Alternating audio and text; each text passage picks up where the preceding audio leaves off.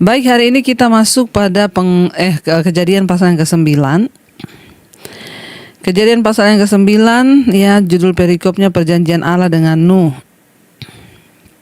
Ayat yang pertama. Lalu Allah memberkati Nuh, anak-anaknya, serta berfirman kepada mereka, beranak cuculah dan bertambah banyaklah serta penuhilah bumi. Kemarin kita sudah melihat bagaimana akhirnya Tuhan menyuruh Nuh keluar dari bahtera, ya, dan Nuh memulai kehidupan pertama kali tanpa ada manusia yang lainnya, saudara, ya.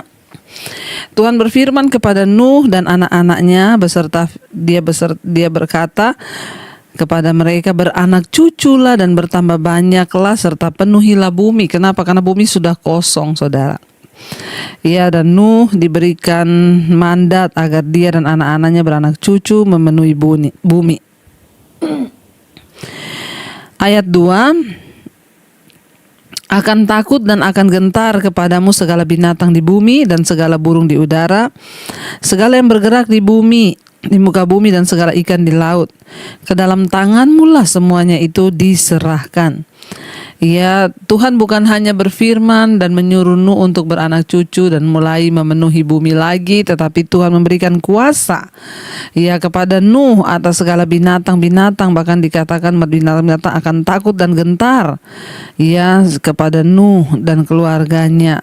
Tuhan memberikan kuasa atas binatang di bumi, atas ikan-ikan di laut, ya, ke dalam tangan Nuh diserahkan kuasanya. Ayat yang ketiga, segala yang bergerak, yang hidup akan menjadi makananmu.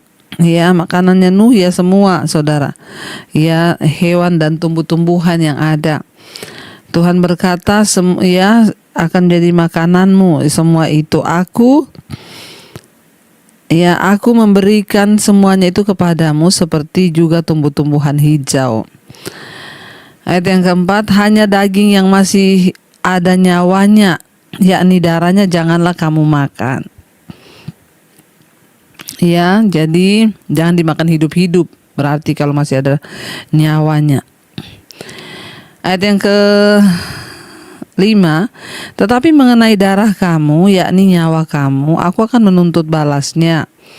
Dari segala binatang aku akan menuntutnya, dan dari segala manusia aku akan menuntut nyawa sesama manusia.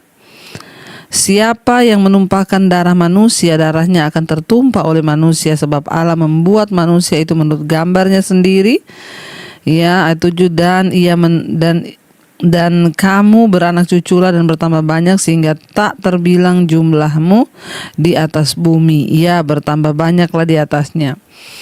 Tuhan juga mengikat perjanjian dengan Nuh, siapapun yang mengambil nyawa manusia, yang membunuh manusia, maka nyawanya juga akan, ya, menjadi, ya, nyawa yang akan diambil juga. Tuhan berkata, Tuhan membenci pembunuhan, saudara, ya. Makanya Tuhan berfirman, mengenai darah kamu, ya, aku akan menuntut balasan. Dari segala binatang, ya, aku akan menuntutnya, dari segala manusia. Jadi siapapun yang membunuh Nuh, Tuhan akan menuntut balas, ya, akan menuntut nyawa sesama manusia. Siapa yang menumpahkan darah manusia, darahnya sendiri akan tertumpah oleh manusia. Ya, sebab Allah membuat manusia itu menurut dan gambarnya sendiri. Ya, Tuhan melarang manusia itu saling membunuh, ya. Tuhan melarang orang membunuh manusia karena manusia itu diciptakan segambar dan serupa dengan Allah. Jadi ingat, saudara, barang siapa yang membunuh manusia, yaitu dia membunuh apa yang berharga di mata Tuhan. Kita diciptakan serupa dan segambar dengan Allah. Kalau ada orang yang juga bersinah dengan orang, hidupnya terus melakukan dosa, itu sama artinya engkau tidak menghormati sesamamu manusia sebagai gambar Allah. Ya, sehingga ada kenajisan, percabulan, ya. Tuhan marah, saudara, dengan semua ini. Ayat yang ke-8, berfirmanlah Allah kepada Nuh dan kepada anak-anaknya yang bersama-sama dengan dia, sesungguhnya aku akan mengadakan perjanjianku dengan kamu dan dengan keturunanmu. Ayat yang 10, dan dengan segala makhluk hidup yang bersama-sama dengan kamu, burung-burung ternak, binatang-binatang liar di bumi yang bersama-sama dengan kamu, segala yang keluar dari bahtera itu, segala binatang di bumi. Ayat 11, Maka kuadakan perjanjianku dengan kamu bahwa sejak ini tidak ada yang hidup yang akan dilenyapkan oleh air bah lagi, dan tidak akan datang lagi air bah untuk memusnahkan bumi. Ya, jadi Tuhan mengadakan perjanjian setelah ini tidak akan ada lagi ya pemusnahan dengan air bah. Tuhan berjanji. Ayat 12, dan Allah berfirman, inilah tanda perjanjian yang kuadakan antara aku dan kamu serta segala makhluk yang hidup bersama-sama dengan kamu turun-temurun untuk selama-lamanya. Ayat 13, busurku kutaruh di awan, kata firman Tuhan, saudara ya. Busurku kutaruh di awan. Lalu di sana dikatakan apa, saudara? Menjadi tanda perjanjian antara aku dan bumi. Ya, itu adalah pelangi, saudara. Busur Tuhan ditaruh di awan. Pelangi itu adalah tanda perjanjian Tuhan dengan manusia bahwa tidak akan lagi Tuhan menghukum bumi dengan air bah. Makanya pelangi itu selalu muncul setelah hujan ya. Bahwa tidak akan ada lagi banjir air bah seperti yang sudah pernah Tuhan curahkan 40 hari hujan tidak berhenti. Ya, dan dikatakan sana apabila kemudian kudatangkan awan di atas bumi dan busur itu tampak di awan. Ayat 15, maka aku akan mengingat perjanjianku dan yang telah ada antara aku dan kamu serta segala makhluk yang hidup, segala yang bernyawa, sehingga segenap air tidak lagi menjadi air bah untuk memusnahkan segala yang hidup. Jadi setiap kali ada habis hujan, ada awan, lalu muncul pelangi, itu adalah tanda perjanjian bahwa Tuhan tidak akan pernah menghukum bumi lagi dengan air bah, saudara ya. Di sana dikatakan ayat yang ke-16, saudara. Ya, firman Tuhan berkata, jika busur itu ada di awan, maka aku akan melihatnya sehingga aku mengingat perjanjianku yang kekal antara Allah dan segala makhluk yang hidup, segala makhluk yang ada di bumi. Ayat 17, berfirmanlah Allah kepada Nuh, inilah tanda perjanjian yang kuadakan antara aku dan segala makhluk yang ada di bumi. Saudara yang terkasih, kita melihat di sini bagaimana kesetiaan Tuhan terhadap manusia. Tuhan itu tidak pernah rela manusia itu binasa sebenarnya ya. Tetapi ya karena Tuhan juga tidak bisa mengingkari janjinya, upah dosa adalah maut. Tapi Tuhan berjanji ya, dia meletakkan pelangi di bumi supaya Tuhan selalu ingat dan dia tidak akan lagi menghukum air bah, saudara. Itulah tanda perjanjian antara Tuhan dengan manusia. Ya, dan ketika Nuh melangkah keluar dari bahtera ke dalam dunia yang tidak ada kehidupan, tidak ada manusia, ya, namun Tuhan memberi janji Tuhan yang akan mencukupi segala kebutuhan hidupnya di dunia. Ya, dan Tuhan juga memberikan janji yang menenteramkan hati Nuh. Ya, jadi perjanjian Allah dengan Nuh pada waktu itu meliputi tiga aspek, saudara. Yang pertama, tidak akan ada lagi penghukuman dengan air bah yang sedemikian membinasakan semua orang, ya, bahkan semua makhluk hidup dibinasakan. Ya, dan Tuhan juga berfirman, saudara, di sana bahwa ya Tuhan tidak akan lagi menghukum manusia itu dengan air bah, ya, dan Tuhan ya akan berbelas kasihan kepada manusia, saudara. Tidak akan ada lagi air bah, ya. Bahkan dikatakan di sana, saudara, selama bumi masih ada, maka musim-musim akan selalu datang dan pergi seperti yang diharapkan. Selama masih ada ya bumi di dunia ini, masih ada matahari, maka semua musim akan datang dan pergi berganti. Ya, dan perjanjian yang ketiga, pelangi akan nampak ketika hujan sebagai tanda kepada semua orang bahwa Tuhan akan menepati janjinya. Tatanan dan musim-musim bumi tetap akan terpelihara, dan pelangi akan mengingatkan kita kepada kesetiaan Allah dan firman-Nya. Ya, jadi kalau saudara lihat pelangi, wah, itu adalah janji Tuhan bahwa Dia tidak akan menghukum lagi dunia dengan air bah. Karena Tuhan itu Maha Kasih dan Dia tidak pernah rela manusia itu binasa. Dan sekarang kita akan melanjutkan pembacaan ya firman Tuhan Dan Tuhan, tadi malam kita juga sudah membaca bahwa Tuhan meletakkan busur di langit, yaitu pelangi, ya, itu pertanda bahwa tidak akan Tuhan lagi menghukum dunia ini. Ya, kita akan melanjutkan bacaan kita sekarang sudah masih di Kejadian pasal yang ke-9. Sekarang ayat yang ke-18, saudara, ya, dan judul perikopnya adalah Nuh dan anak-anaknya. Anak-anak Nuh yang keluar dari bahtera itu ialah Sem, Ham, dan Yafet. Ham adalah bapak Kanaan. Yang tiga inilah anak-anak Nuh, dan dari mereka inilah tersebar penduduk, ya, di seluruh bumi. Kita melihat, saudara, ya, dari ketiga anak Nuh ini maka mulai ada lagi kehidupan di bumi. Nuh melangkah keluar dari dalam bahtera ke dunia di mana tidak ada kehidupan manusia di sana, saudara, ya. Dan kita melihat, ya, akhirnya ketiga anak Nuh ini bisa melanjutkan lagi, ya, keturunan, dan dari ketiga mereka inilah firman Tuhan berkata tersebar penduduk seluruh bumi. Ayat yang ke-20, Nuh menjadi petani, ya, dialah yang mula-mula membuat kebun anggur. Luar biasa, ya, Nuh menanam, ya, anggur. Pertama kali dia yang menanam anggur, saudara, dan memiliki kebun anggur. Ayat 21, setelah ia minum anggur, maka mabuklah ia dan ia telanjang dalam kemahnya. Ayat 22, maka Ham bapak Kanaan itu melihat aurat ayahnya, lalu diceritakannya kepada kedua saudaranya di luar. Ya, sesudah itu Sem dan Yafet mengambil sehelai kain dan membentangkannya pada bahu mereka berdua. Lalu mereka berjalan mundur, mereka menutupi aurat ayahnya sambil berpaling muka sehingga mereka tidak melihat aurat ayahnya. Ya, saudara, kita membaca, ya, di sini kita lihat bahwa, ya, Nuh yang ditulis sebagai pahlawan iman, ya. Cerita ini kayaknya kita sudah baca dikatakan kenapa Tuhan menyelamatkan Nuh, tetapi ya karena Nuh itu hidupnya tidak bercela di antara orang sesamanya. Tetapi di sini dikatakan akhirnya Nuh mabuk, saudara, ya.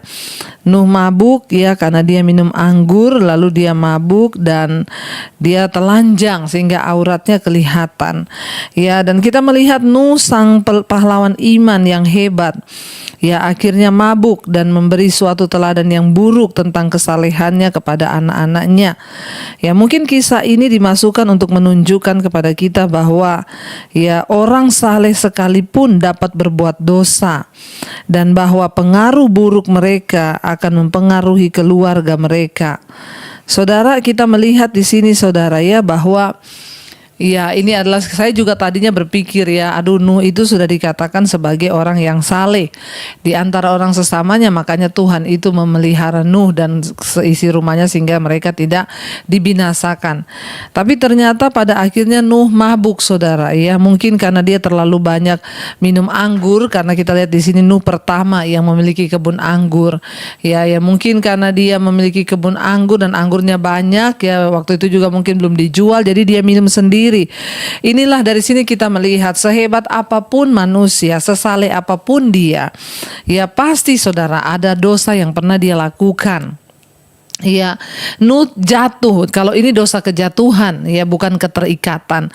Ya, karena dia jatuh, dia minum terlalu banyak, lalu dia mabuk, saudara. Ya, lalu dia tanpa sadar dia telanjang. Ya, kalau ini dosa kejatuhan, saudara. Tetapi, ya, ada orang-orang yang terikat dengan dosa, ada dosa yang mengikat, ya, ada dosa kejatuhan. Kita melihat di sini sebagai orang saleh yang tertulis sebagai pahlawan iman, Nuh juga pernah berbuat dosa. Semua di Alkitab, ya, manusia pernah berbuat dosa. Sebut saja siapa? Daud, orang yang berkenan pada Tuhan. Dia pernah membunuh Uria, meniduri istrinya, ya, yaitu Betseba. Sebut saja siapa lagi di Alkitab orang yang hebat, ya, yang mereka menjadi contoh. Abraham, ya, Tuhan suruh dia memiliki anak dari istrinya Sarah, tapi Abraham melakukan kesalahan besar, meniduri, ya, pembantunya sendiri, yaitu Hagar. Dan dari sini kita belajar bahwa tidak ada manusia yang sempurna, saudara. Makanya Jangan terlalu mendewakan manusia. Siapapun dia, jangan mendewakan pendeta, jangan mendewakan pokoknya siapapun. Dan satu saat ketika juga mereka jatuh, ya kita juga saudara harus melihat ya, itu adalah sebuah kejatuhan bahwa dia masih manusia biasa. Saya tidak bicara tentang dosa keterikatan loh. Tapi bukan berarti kita kompromi. Karena Alkitab juga memberi contoh kejatuhan orang-orang. Biarlah kita belajar saudara. Ya semakin kita baca Alkitab, kita semakin belajar supaya kita jangan mencontohi kejatuhan itu. Jangan bilang gini, loh iya ya, buktinya orang-orang benar aja jatuh. Nuh aja pernah mabuk sampai telanjang. Daud aja pernah bersinah, berarti aku juga bisa lah jatuh. Ya, itu namanya mencobai Tuhan. Ya, tapi sebaliknya waktu kita membaca kisah-kisah kejatuhan mereka, kita harus berpikir bahwa oh mereka juga pernah jatuh. Aku mau berdoa, Tuhan, ya dari apa yang sudah tulis di Alkitab, jangan sampai aku melakukan hal yang sama. Ya biar Tuhan menjagai imanku, menjagai langkahku, jagai hidupku agar aku juga tidak terjatuh ya di dalam kejatuhan yang sama dengan yang mereka lakukan. Saudara, di sini dikatakan lalu anaknya Nuh ya yaitu tadi dikatakan ya ketiga anaknya itu ya, dan akhirnya Nuh mabuk, dan kita melihat di sana maka Ham bapak Kanaan itu melihat auratnya saudara ya. Dia melihat auratnya, lalu bukannya ditutupi karena dia tahu bapaknya mabuk, dia malah panggil kedua saudaranya untuk nonton ya, lalu dia ajak kedua saudaranya itu untuk melihat bapaknya saudara, menceritakannya kepada kedua saudaranya. Sesudah itu Sem dan Yafet mengambil sehelai kain dan membentangkannya pada bahu mereka berdua, lalu mereka berjalan mundur menutupi aurat ayahnya sambil berpaling muka. Mereka nggak mau melihat saudara, malah mereka tutupi sehingga mereka tidak melihat aurat ayahnya. Mereka tutupi mukanya dan mereka berjalan mundur saudara, dan mereka akhirnya menutup ya Nuh. Setelah Nuh sadar dari mabuknya 24 ya, setelah Nuh sadar dari mabuknya dan mendengar apa yang dilakukan anak bungsunya kepadanya, berkatalah ia, terkutuklah Kanaan ya. Nuh mengutuk saudara anaknya Kanaan karena apa yang dia lakukan itu saudara, telah mempermalukan ayahnya. Bukannya dia tutupi, tetapi dia panggil kedua saudaranya untuk menonton saudara ya. Dari kisah ini kita melihat saudara bahwa dosa itu akan membawa kutuk pasti dalam manusia. Akhirnya benar Nuh mengutuki anaknya saudara. Yang terkecil ya, dia berkata terkutuklah Kanaan saudara. Ya, dan kita melihat di sini ya mempengaruhi keluarga dosa itu, walaupun semua orang ya memang tidak bebas dari dosa, tetapi ingat saudara, kemungkinan untuk berbuat jahat ya tetap ada dan pasti ada dalam hati manusia, dan ada saatnya setan akan berusaha untuk ya memberi kesempatan bagi kita untuk jatuh. Dan kita melihat sikap Ham di sini itu justru ya mengolok-ngolok ayahnya saudara ya, dan ini adalah menunjukkan rasa kurang hormatnya kepada ayahnya dan juga kepada Allah. Ya, bagaimana cara kita menghormati orang tua kita, itulah cara juga kita menghormati Tuhan. Ya, jangan sembarangan. Ya, kasihan dia udah lihat ayahnya seperti itu, malah dia mengolok-olok, dia permalukan, dia ajak kedua saudaranya melihat. Saudara, bagaimana engkau memperlakukan orang tuamu, demikianlah juga engkau itu sama dengan engkau memperlakukan Tuhan. Ya, jangan durhaka kepada orang tua atau mengolok-olok orang tua. Akhirnya Nuh berkata, terkutuklah ya Kanaan, kata Nuh di sana ayat 24, hendaklah ia menjadi hamba yang paling hina bagi saudara-saudaranya. Ya, lalu Nuh di sana dikatakan ya ayat 26 lagi katanya, terpujilah Tuhan Allah Sem, tetapi hendaklah Kanaan menjadi hamba baginya. Ayat 27 Allah meluaskan kiranya tempat kediaman Yafet, dan hendaklah ia tinggal dalam kemah-kemah Sem, tetapi hendaklah Kanaan menjadi hamba baginya. Nuh masih hidup 350 tahun sesudah air bah, jadi Nuh mencapai umur 950 tahun lalu ia mati. Saudara, kita belajar dari pasal ini, dari perikop ini malam hari ini, bahwa dosa itu selalu membawa upah yang tidak baik. Akhirnya Nuh mengutuk anaknya Dan kita melihat di situ saudara, ya hingga akhirnya ya kutukan itu terjadi buat Kanaan. Ya mari kita berusaha jangan ditiru setiap apa yang dicatat di Alkitab itu. Ya jangan ditiru, ini menjadi contoh bagi kita. Kejatuhan orang-orang yang ada di Alkitab membuat kita ini harusnya semakin berjaga-jaga. Kenapa? Karena upah dosa itu pasti tidak baik. Upah dosa akhirnya membawa kutuk keluarga. Nuh mengutuk anaknya sendiri karena upah dosa. Mari saudara kita terus berusaha untuk hidup di dalam kebenaran, hidup dalam kekudusan, supaya hidup kita ini benar-benar berkenan di mata Tuhan. Kita mulai belajar membangun keluarga yang ya berkenan pada Tuhan. Suami, istri, anak-anak, ya banyak orang tua yang datang bertanya pada saya, bagaimana Bu cara kita mendidik anak supaya anak kita itu ya baik dan takut Tuhan. Saya hanya berkata, ya beri teladan yang baik saudara, karena anak-anak itu akan meniru teladan hidup kita. Ya, karena keteladanan hidup berbicara lebih keras daripada sekedar perkataan kita. Karena itu jadilah orang tua yang selalu hidup berkenan agar anak-anak kita juga boleh berkenan.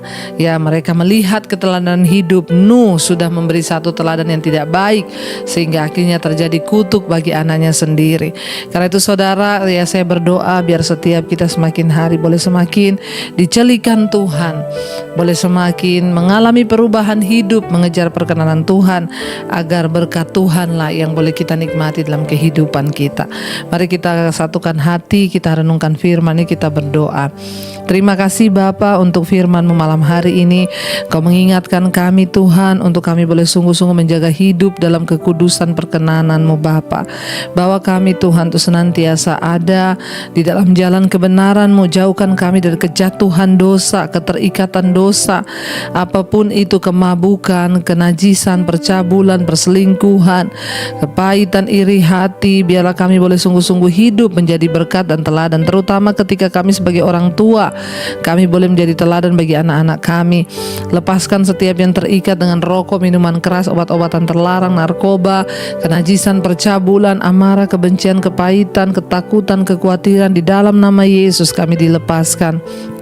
Berkati setiap suami-suami menjadi suami yang takut Tuhan, istri menjadi penolong, anak-anak juga takut akan Tuhan.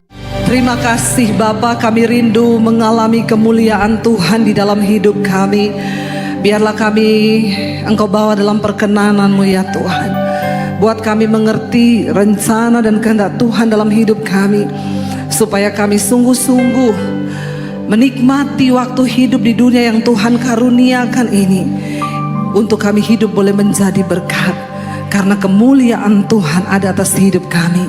Urapi hamba-Mu yang tidak ada apa-apanya, urapi setiap kami. Kami buka hati bagi firman Tuhan di dalam nama Yesus. Yang percaya Tuhan di tengah kita, memberkati kita, katakan bersama amin, amin. Tepuk tangan sorak-sorai buat Tuhan. Silahkan duduk Bapak Ibu, shalom. Iya. Terima kasih pertama-tama saya ucapkan buat Bapak dan Ibu Gembala dari Gereja YHS yang ada di Malang ini. Ya, saya percaya bahwa semua karena anugerah Tuhan. Ya, terima kasih buat kesempatannya sekali lagi saya boleh melayani di sini. Bapak Ibu, ya tidak ada yang lain yang kita rindukan di dalam hidup pengiringan kita kepada Tuhan selain kita ini hidup dan melihat kemuliaan Tuhan. Amin. Ya, karena ketika Tuhan memanggil kita untuk percaya kepada Dia, Tuhan sudah menyediakan kemuliaannya bagi kita. Dan apa yang terpenting yang harus kita dapatkan di dalam hidup pengiringan kita kepada Tuhan, yaitu ya kemuliaan Tuhan itu. Karena kemuliaan itu berbicara tentang kemenangan. Kemuliaan Tuhan berbicara tentang kelepasan, tentang semua hal yang kita rindukan terjadi. Saya banyak mendapatkan konseling, ibu saya ini sudah bertahun-tahun ikut Tuhan. Saya sudah berdoa, saya sudah ini, saya sudah itu, saya sudah ini dan itu. Tapi kenapa saya tidak mengalami ya yang namanya kemuliaan Tuhan? Saya tidak mengalami yang namanya ini ya kelepasan seperti yang saya dengar dan saya baca di dalam firman Tuhan. Hari ini kita akan belajar dari kisah hidup bangsa Israel. Bagaimana ketika bangsa Israel mengalami kehilangan kemuliaan Tuhan. Ya, saya akan ambil dari 1 Samuel pasal yang keempat. Saya sedikit beritahu kepada kita kisahnya. Pada waktu itu ketika Tuhan sudah tidak berkenan atas Imam Eli dan keluarganya. Ya, Imam Eli adalah orang yang dipilih menjadi imam ketika itu di Silo, ya, dan dia menjadi imam membawa bangsa itu untuk dekat kepada Tuhan. Tapi kegagalan Eli adalah ketika dia membiarkan kedua anaknya itu hidup di dalam dosa. Ya, dosa apa yang dilakukan oleh anak-anaknya Eli? Mereka mengambil bagian Tuhan. Ya, kalau bangsa Israel datang mempersembahkan korban bakaran, ya, kambing, domba, sapi untuk dipersembahkan sebagai korban penghapusan dosa. Anak-anaknya itu meminta, harusnya itu korban diolah dulu bagi Tuhan pertama kali dipersembahkan. Tapi anak-anak Imam Eli berkata, berikan kepada kami. Lalu petugasnya berkata, ini kita buat Tuhan dulu, nggak usah, pokoknya kami mau bagian ini. Mereka yang tentukan apa yang menjadi hak mereka. Dan Tuhan marah, bahkan ketika pada waktu itu anak-anak Imam Eli, Hofni dan Pinehas, mereka meniduri, ya, wanita-wanita yang melayani, ya, di bait Tuhan pada waktu itu. Mereka melakukan segala kecemaran, kenajisan, percabulan bahkan di rumah Tuhan. Dan itu menjadi satu dosa yang Tuhan berkata kepada Imam Eli, karena engkau membiarkan anak-anakmu hidup tidak menghormati aku, maka mulai dari hari ini aku akan menghukum engkau dan keluargamu. Dan Tuhan berkata, tidak ada lagi korban apapun yang dapat menghapus dosa keluarga Imam Eli. Maka satu keadaan yang sangat malang bagi seorang manusia, ya, adalah ketika dia dosanya tidak diampuni. Amin apa amin? Ya, firman Tuhan berkata, berbahagialah orang yang dosanya diampuni dan yang meninggalkannya. Ya, tetapi terkutuklah orang yang dosanya bahkan tidak diampuni. Tuhan berkata, tidak ada lagi korban yang bisa menghapus dosa dari Imam Eli dan keluarganya. Sejak hari itu Tuhan mulai memilih seorang pengganti, yaitu Samuel, yang akan menggantikan Imam Eli. Dan kita melihat dalam keadaan itu Israel hidup kehilangan kemuliaan Tuhan. Bapak Ibu, seringkali kita merasa kita masih ke gereja, kita masih melakukan rutinitas kekristenan kita, tapi tanpa kita sadari seringkali kita ini hidup tanpa kemuliaan Tuhan. Waktu engkau hidup dalam kemuliaan Tuhan, semua orang akan melihat, wow, dia sungguh orang yang disertai Tuhan. Amin. Karena kita adalah suratan Kristus yang terbuka, yang hidup kita harusnya dapat dibaca oleh semua orang. Apa yang terjadi ketika kemuliaan Tuhan meninggalkan bangsa Israel? Mari kita lihat 1 Samuel pasal yang keempat. Tulisannya, judulnya di sana adalah tabut Tuhan dirampas, ya, Filistin merebut tabut perjanjian. Ayat yang pertama, perkataan Samuel dinyatakan kepada seluruh bangsa Israel, ya. Sekarang bangsa Israel pergi berperang menghadapi bangsa Filistin. Mereka berkemah di samping, ya, di samping Ebenezer, dan bangsa Filistin berkemah di Afek. Ayat yang kedua, baca sama-sama ya, supaya saudara tidak nganggur. Jadi saya juga ada temennya, nanti kalau nganggur tidur. Orang itu kalau kebanyakan nganggur bahaya, amin. Ya, supaya saudara aktif juga. Saya tahu nih banyak yang gak baca Alkitab di rumah. Jadi baca Alkitab di gereja. Yuk baca bersama 1, 2, 3. Bangsa Filistin mengatur posisi barisan mereka untuk menghadapi Israel. Pada saat terjadi pertempuran, bangsa Israel terpukul kalah oleh bangsa Filistin. Mereka menewaskan kira-kira 4.000 orang dari pasukan Israel di medan pertempuran. Israel kalah atau menang? Berapa ribu orang yang tewas? 4.000. Kalah. Israel kalah terhadap orang Filistin. Ayat yang berikutnya, lalu orang-orang itu masuk ke dalam kemah. Dan berkata para tua-tua Israel, mengapa hari ini Yahweh membuat kita kalah di hadapan bangsa Filistin? Marilah kita membawa tabut perjanjian Yahweh dari Silo ke tengah-tengah kita, agar tabut itu dapat menyelamatkan kita dari musuh-musuh kita. Ketika mereka kalah terpukul 4.000 orang mati, bangsa Israel berpikir, loh kan ada tabut. Tabut berbicara tentang kemuliaan Tuhan. Tabut itu berbicara tentang kehadiran Tuhan. Tabut itu berbicara tentang kemenangan. Tabut itu berbicara tentang kuasa Tuhan yang dahsyat. Kenapa kita nggak ambil tabut itu, lalu kita bawa ke tengah-tengah tempat pertempuran? Mereka percaya kalau tabut itu ada bersama-sama dengan mereka, maka mereka akan mengalami kemuliaan, yaitu kemenangan di medan pertempuran.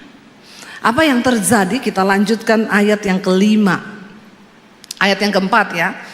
Ayat yang keempat. Lalu baca bersama, bangsa itu mengutus orang ke Silo supaya mereka mengambil dari sana tabut perjanjian Yahweh Sabot itu. Yahweh semesta alam yang berdiam di antara kerub-kerub. Kedua anak laki-laki Eli, yaitu Hofni dan Pinehas, ada di sana bersama tabut perjanjian Elohim itu.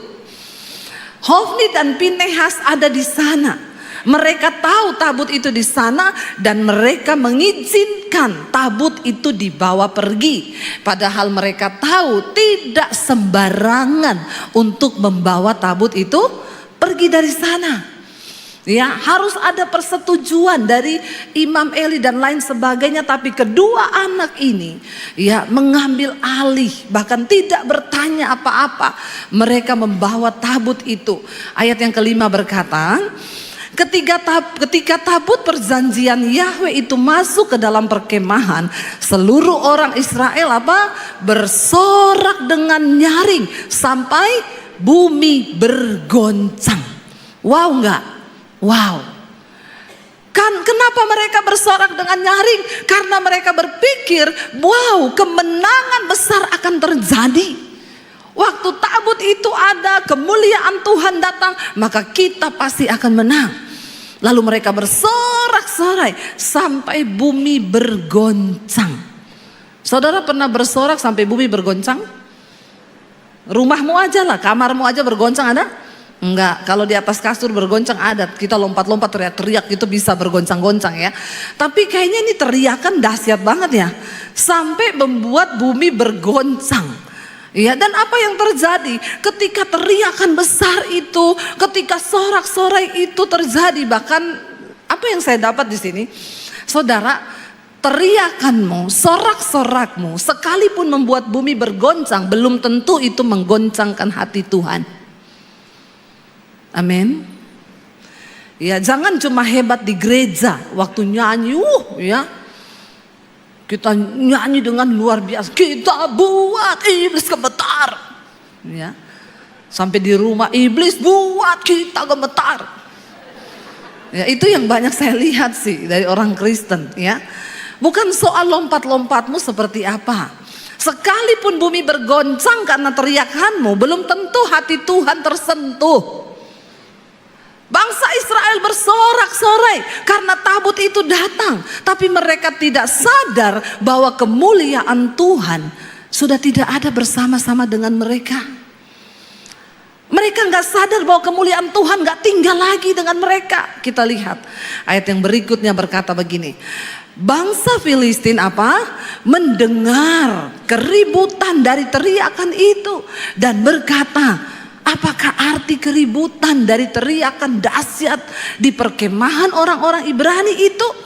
Lalu mereka mengetahui bahwa tabut Yahweh telah datang ke dalam perkemahan itu. Orang Filistin penasaran, apa yang membuat mereka bersorak begitu hebat? Setelah diselidiki, oh ternyata tabut Tuhan sudah dibawa ke perkemahan Israel di medan pertempuran. Lalu apa yang terjadi ketika orang Filistin tahu bahwa tabut itu dibawa? Baca bersama ayat 7. bangsa Filistin menjadi takut. Bahkan musuh-musuh Israel pun gemetar ketika mereka mendengar tentang tabut Tuhan yang dibawa, karena mereka tahu bahwa tabut itulah yang sudah membuat banyak mujizat besar di antara orang Israel. Mereka tahu ketika Tuhan hadir, maka sesuatu itu pasti terjadi. Mereka tahu bahwa ketika Tuhan, yang semesta alam itu ada di pihak Israel, maka mereka nggak bisa berbuat apa-apa. Dikatakan di sana mereka berkata, mereka menjadi takut. Mereka berkata, Elohim telah datang ke dalam perkemahan itu. Lalu mereka juga berkata, celakalah kita, sebab belum pernah ada yang seperti itu sebelumnya. Mereka sangat tahu tidak ada Tuhan yang seperti Tuhannya orang Israel. Tidak ada kuasa lain yang sebelumnya pernah terjadi di tengah-tengah orang Israel. Bagaimana ketika kemuliaan Tuhan itu hadir, sesuatu yang luar biasa pasti terjadi. Kita lihat ayat yang ke-8, ayat yang ke-9, ayat yang ke-8 berkata, celakalah kita. Orang Filistin bilang, sudah celaka kita pasti. Siapakah yang akan melepaskan kita dari tangan Elohim yang hebat itu? Itulah Elohim yang telah menghajar bangsa Mesir dengan setiap tulah di padang gurun. Mereka mendengar apa yang dilakukan oleh Tuhan ketika Tuhan hendak membebaskan umatnya bangsa Israel. Tulah demi tulah terjadi. Mereka juga tahu bahwa Tuhan yang sama yang menyertai bangsa itu yang sudah membelah laut, sehingga pasukan Fir'aun mati semua, tenggelam di laut itu. Mereka juga tahu Tuhan yang sama itu, Tuhan yang berjalan bersama-sama bangsa Israel, yang memberi tiang awan ketika panas terik itu datang. Mereka juga tahu Tuhan itu yang memberi sinar, memberi tiang api di tengah malam kegelapan di padang gurun. Mereka tahu Tuhan yang sama, Elohim itu yang sudah menurunkan mana dari sorga. Itulah kemuliaan Tuhan. Itulah kedahsyatan Tuhan. Biar musuh-musuhmu, biar orang lain melihat bahwa hidupmu itu disertai Tuhan, sehingga mereka akan berkata, wow, sungguh Tuhan yang dia sembah itu Tuhan yang dahsyat. Karena itu jangan biarkan kemuliaan itu hilang dari hidupmu. Kita akan lihat bersama apa yang terjadi. Bangsa Filistin takut, gemetar melihat Elohim datang bersama-sama orang Israel. Lalu mereka berkata begini, kuatkanlah dirimu. Orang Filistin, dia bilang, kuatkanlah dirimu dan bertindaklah berani seperti seorang laki-laki. Memang laki-laki itu harusnya berani. Amin bapak-bapak. Di sini nggak ada laki-laki yang penakut kan? Kalau kau penakut sebagai laki-laki, berhenti jadi laki-laki. Tuh jadi apa bu? Cucok meong. Jangan jadi cucok meong ya. Harus bertindak seperti seorang laki-laki yang dewasa, ya. Dan ini bagi kita semua juga di sini. Ya, artinya apa? Spiritnya itu loh yang harus kita ambil. Walaupun kita wanita, kita harus bertindak seperti seorang laki-laki ketika di dalam perjuangan iman. Artinya apa? Laki-laki itu ya lambang dari kekuatan, kedewasaan. Tapi ada yang bilang, bu, suami saya itu nggak dewasa-dewasa. Memang susah mengukur kedewasaan laki-laki, kecuali ketika dia ada di tukang potong rambut. Kalau dia bayarnya 50.000, itu berarti dia laki-laki dewasa. Karena ada tulisannya dewasa 50.000, anak-anak 25.000. Ya, hanya di situ saja kelihatan kedewasaan laki-laki itu.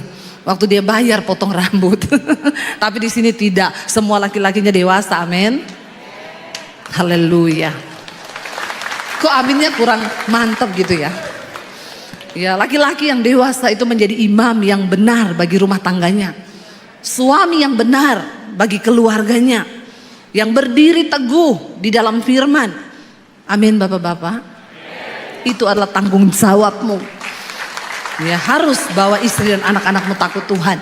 Kalau engkau saja sebagai seorang imam sudah tidak berdiri benar, maka rumah tanggamu pasti goyang. Orang Filistin berkata, jangan takut, kuatkanlah dirimu, bertindaklah sebagai seorang laki-laki, hai orang-orang Filistin, supaya kamu tidak menjadi budak orang-orang Ibrani itu. Sebagaimana dahulu mereka adalah budak-budakmu, kamu harus memberanikan diri dan berperanglah. Satu yang membuat orang Filistin menjadi semangat, mereka bilang, jangan sampai kamu kalah dan kamu akan jadi budak. Menjadi budak itu tidak enak. Demikian juga menjadi budak dosa itu tidak enak. Ada banyak orang Kristen yang hidup sebagai budak dosa. Setiap hari dia jatuh dalam dosa yang sama, engkau sedang diperbudak. Hari ini apapun yang memperbudak hidupmu, lepaskan di dalam nama Yesus. Ada orang yang berkata, Bu, saya sukanya selingkuh, Bu. Tapi saya tahu itu dosa, Bu. Tapi saya mau lepas nggak bisa-bisa ya, Bu. Saya bilang, ya kamu mau lepas, kamu udah tahu. Itu sama dengan orang bilang gini, saya ini tiap hari jatuh di got, Bu. Tapi saya bingung ya jatuh terus, kenapa? Soalnya saya mainnya deket got. Nanti kalau jatuh di got, yang salah siapa? Got. Ya. Kayak ada bapak-bapak di Sulawesi. Istrinya bilang, kalau kau pulang gereja, kau jangan habiskan itu anggur perjamuan, nanti kau mabuk lagi. Dia bilang, tidak, nanti kau jatuh di got, saya malu tahu. Setiap kali kamu pulang gereja, kamu mabuk, kamu jatuh di got. Nanti orang datang panggil, Bu, itu loh suaminya di got. Dia bilang, saya malu. Suaminya bilang, tenang, saya sudah hafal di mana itu got. Jadi saya tidak mungkin jatuh di got. Ya, bener. Besoknya pulang gereja orang datang, Bu, suamimu jatuh di got. Dia datang ambil suaminya. Saya kan sudah bilang, Pak, saya itu malu kau jatuh di got terus karena mabok. Keluar kau. Dia bilang, kemarin tidak ada got di sini. Kenapa? Ada got. Siapa yang pindahin di got ke sini? Nah, yang salah got. Orang itu kalau diperbudak dosa, ya selalu dia salahin orang. Ya, jangan engkau mau diperbudak. Satu-satunya alasan yang membuat bangsa Filistin maju dengan keberanian yang kokoh, karena di otaknya mereka tidak mau diperbudak. Mereka nggak mau jadi budaknya orang Israel. Apa yang terjadi Bapak Ibu? Alkitab berkata, baca bersama ayat yang ke-10. Lalu berperanglah bangsa Filistin itu dan bangsa Israel menang atau kalah? Alkitab berkata dengan jelas di sana, bangsa Israel terpukul kalah. Dan mereka masing-masing berlari ke kemahnya. Terjadilah apa? Pembantaian yang besar. Sebab ada berapa yang mati? Ada 30.000 orang dari pasukan bangsa Israel yang gugur. Sebelum mereka berperang membawa tabut perjanjian, berapa yang mati? 4.000. Setelah mereka membawa tabut perjanjian, menang atau kalah? Yang mati berapa? Berlipat kali ganda yang mati. Lalu mereka bertanya, di mana kemuliaan Tuhan itu? Bukankah kami sudah membawa lambang dari kehadiran Tuhan di tengah kami? Bapak Ibu, Tuhan itu tidak bisa direkayasa. Mari engkau punya pemahaman yang benar akan firman Tuhan. Kenapa saya selalu berkata, jangan engkau suka titip-titip doa. Engkau harus datang sendiri kepada Tuhan. Engkau harus bertemu Tuhan, supaya engkau memiliki pengalaman pribadi dengan Tuhan. Tapi ada banyak orang Kristen tuh yang gak ngerti. Saya ditelepon Bu Debi, saya itu ada beli rumah baru di kawasan elit. Ibu bisa nggak doakan rumah saya sebelum saya tempati dengan keluarga? Nanti saya kasih alamatnya, nanti saya antar kuncinya ke rumah ibu berserta dengan amplop persembahannya. Tapi saya nggak ada Bu, ibu aja pergi ke sana. Dalam hati saya bilang, Pret. Dia pikir ketika dia utus pendeta datang berdoa buat rumahnya, lalu rumah itu akan diberkati dan setannya pergi. Saya bilang, Pak, kalau saya datang doakan rumah itu bisa. Misal ada 10 setan di dalam, saya doakan, saya kuduskan, 10 setan pergi. Tapi ketika Bapak masuk, setan ini ajak teman satu-satu, jadi 20 Setan balik ke rumah itu dan tinggal dengan bapak dan ibu dan anak-anak. Makanya terjadi pertengkaran tiap hari ribut. Kenapa? Lalu ngomong, lo dulu didoakan pendeta Debbie, kenapa jadi malah tambah banyak setannya? Saya bilang saya tidak akan berdoa. Biar Bapak kirim amplop tebel, maaf ya Bapak Ibu, jangan kau pikir pendeta itu ya cuma mau terima amplop. Emang saya pendeta apaan? Pret. Kalau ada pendeta yang mau begitu, sudah jangan percaya lagi sama itu pendeta. Jangan percaya itu pendeta abal-abal tuh. Suruh doakan rumah kosong mau. Nggak ada orangnya, yang penting dapat amplop, pret. Ajarkan kepada umat itu pengajaran yang benar. Amin. Saya bilang Bapak Ibu harus ada di rumah itu. Nanti Bapak Ibu yang doa pengurapan. Saya cuma berdoa. Supaya apa? Waktu Bapak Ibu yang berdoa, setannya pergi. Bapak Ibu tinggal, setannya juga takut. Karena dia bilang ini dulu yang berdoa. Dia orang yang beriman. Jangan kau itu punya pemahaman yang salah. Makanya sekalipun kau pelayanan, sekalipun kau bayar persepuluhan, persembahan, kau pakai kalung salib yang besar, di rumahmu ada gambar Yesus yang gede, kau pikir setan takut? Hello? Bangsa Israel berpikir dengan mereka membawa tabut perjanjian, maka Tuhan akan berpihak kepada mereka. Tuhan bukan Tuhan yang bisa direkayasa. Saya ada masalah Bu, saya baca doa Bapa Kami 100 kali. Dia kira setelah dia berdoa Bapa Kami 100 kali, yang ada Tuhan tuh gak tergerak hatinya. Mulutmu berbusa, iya. Karena kau baca doa Bapa Kami 100 kali. Bangsa Israel bersorak karena tabut itu datang. Bahkan bumi gemetar karena sorak-sorak mereka. Tapi Tuhan gak ada di sana. Tuhan gak hadir di situ. Saudara mau buat ucapan syukur di rumahmu, engkau mau datangkan pendeta besar, pendeta hebat. Bukan itu persoalannya. Apakah hati dan hidupmu itu benar-benar menghormati Tuhan? Apakah engkau menghormati kekudusannya? Apakah engkau hidup menghormati Tuhan dan dosa-dosa engkau buang dari hidupmu? Sekarang ini terlalu banyak orang yang bermain-main.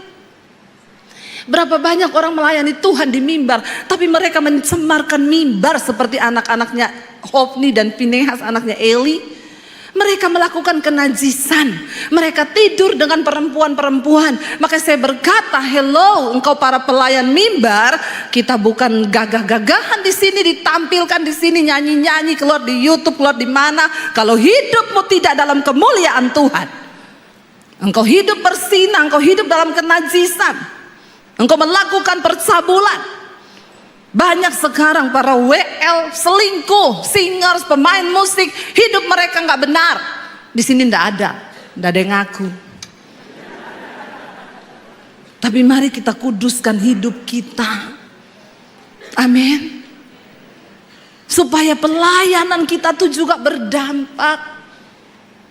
Supaya apa yang kita sampaikan itu bisa diterima oleh orang. Hamba Tuhan kalau hidupmu sendiri di luar kemuliaan, maka pelayananmu itu omong kosong. Sekalipun engkau berkhotbah itu tidak akan masuk ke dalam hatinya orang yang mendengar. Sebab engkau sendiri tidak menjadi pelaku-pelaku dari firman Tuhan. Itu yang terjadi. Saya diundang satu keluarga kaya Bu, anak saya mau balik ke Amerika. Mereka kuliah di Amerika sekolah. Jadi Ibu tolong doakan urapi mereka.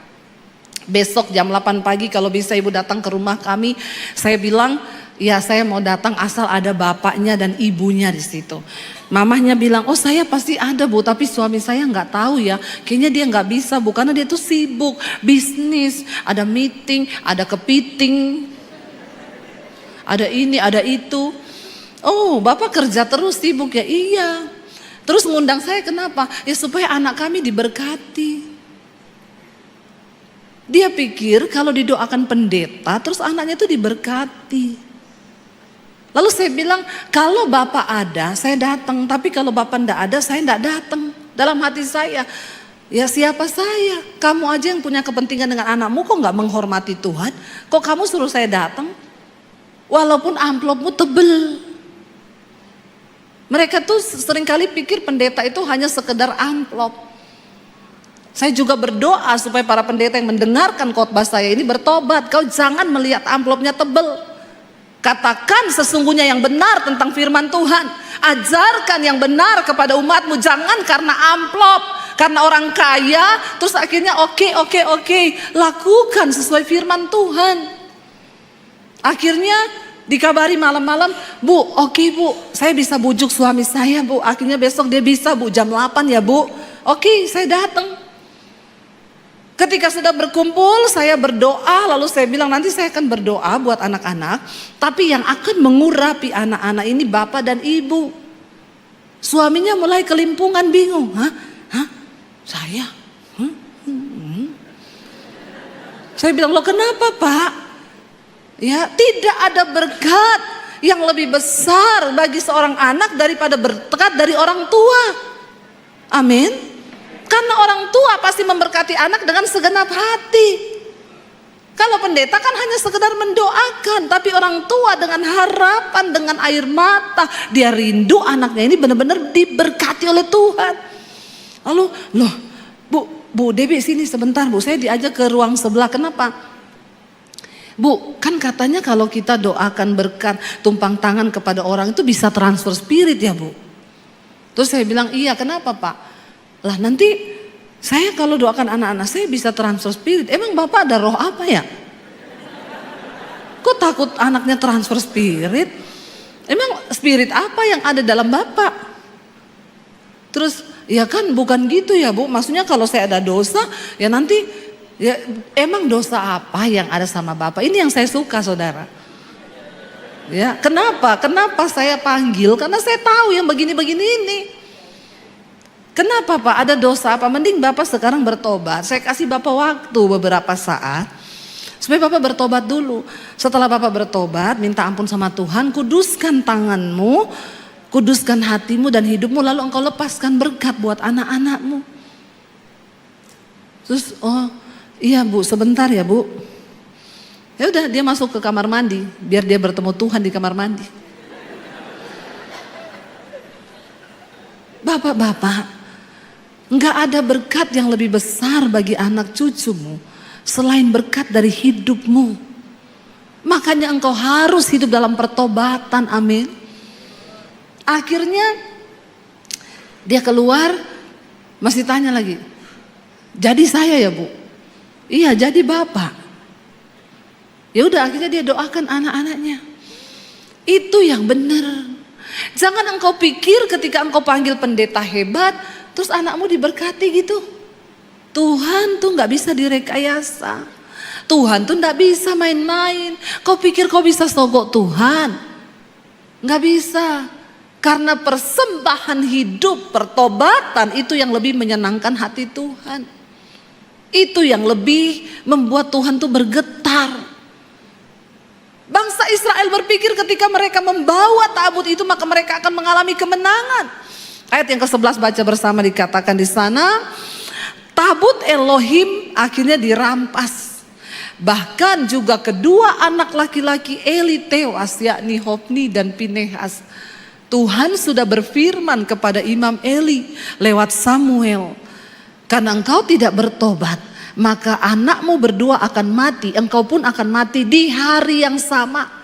Dan tidak akan ada lagi kakek di dalam keturunanmu, karena kamu semua akan mati. Dan benar terjadi. Ayat yang ke-12, seorang dari suku Benyamin lari dari barisan pertempuran. Orang itu lari, ya, dan dia datang ke Silo pada hari itu juga. Pakaiannya terkoyak-koyak dan debu tanah di atas kepalanya. Ini orang lari dari medan pertempuran memberi kabar kepada Eli. Ketika ia datang, Eli sedang duduk di kursi di tepi jalan sambil menunggu, mengamat-amati, hatinya sangat gelisah.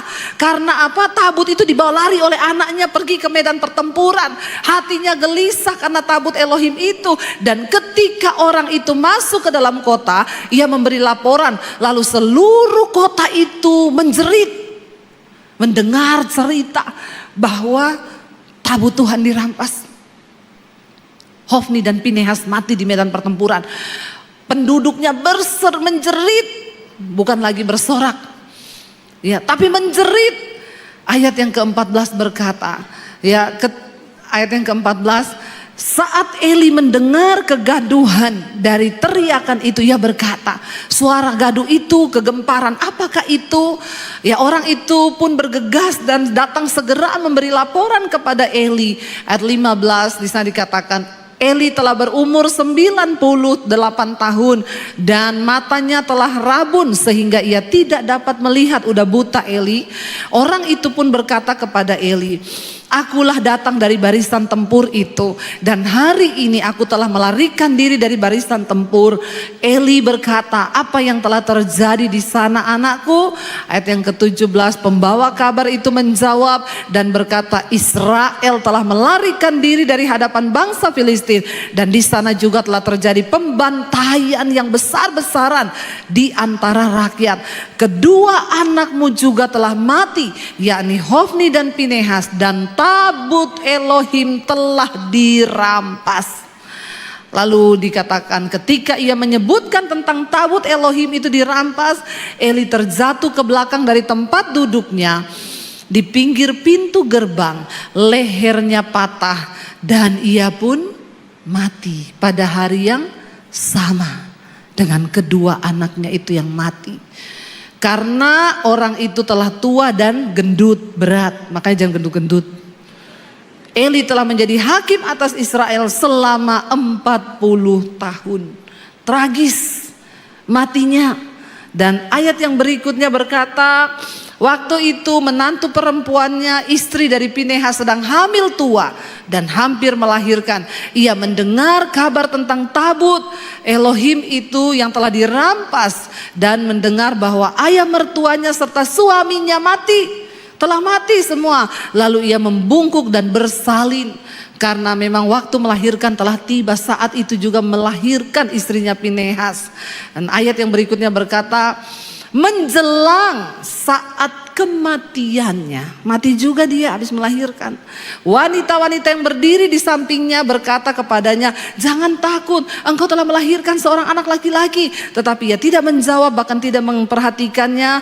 Lalu ia menamai anak itu Ikabod sambil berkata, kemuliaan Tuhan meninggalkan Israel, sebab tabut Elohim telah dirampas dan karena ayah mertuanya serta suaminya telah tiada.